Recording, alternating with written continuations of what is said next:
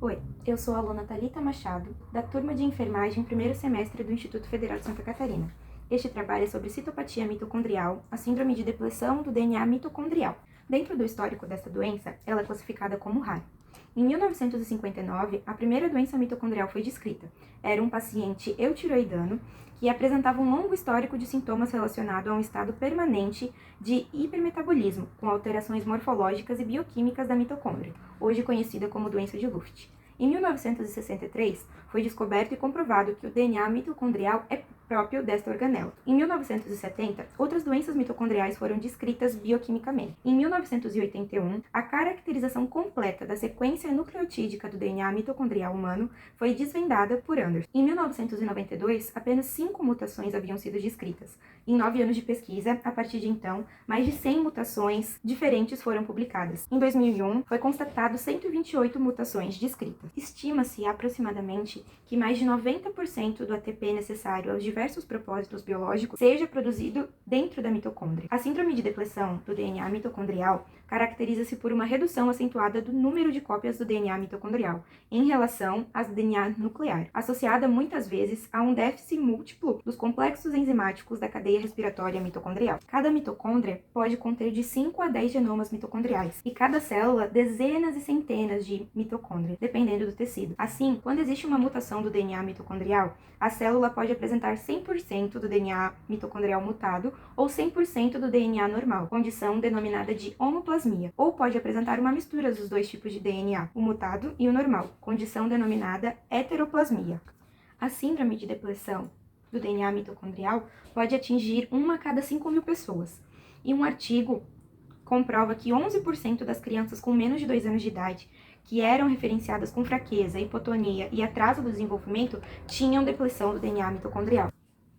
Por ser uma doença herdada geneticamente de forma autossômica recessiva, ela pode apresentar uma variação sintomática muito complexa e variada.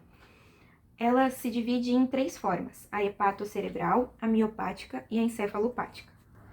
A forma hepatocerebral é a mais comum.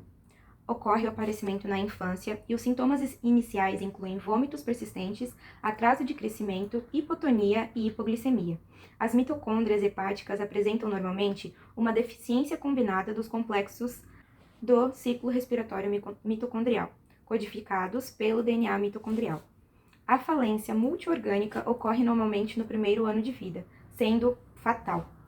Na forma miopática, o aparecimento dos sintomas ocorre nos primeiros anos de vida, com dificuldades alimentares, atraso no crescimento, hipotonia e fraqueza muscular. A creatina sinase está frequentemente aumentada, sendo um marcador importante para o diagnóstico. Os doentes morrem majoritariamente nos primeiros anos de vida, devido à insuficiência de genes que interferem diretamente na fosforilação oxidativa. Na forma encefalomiopática, o aparecimento dos sintomas ocorre também na infância.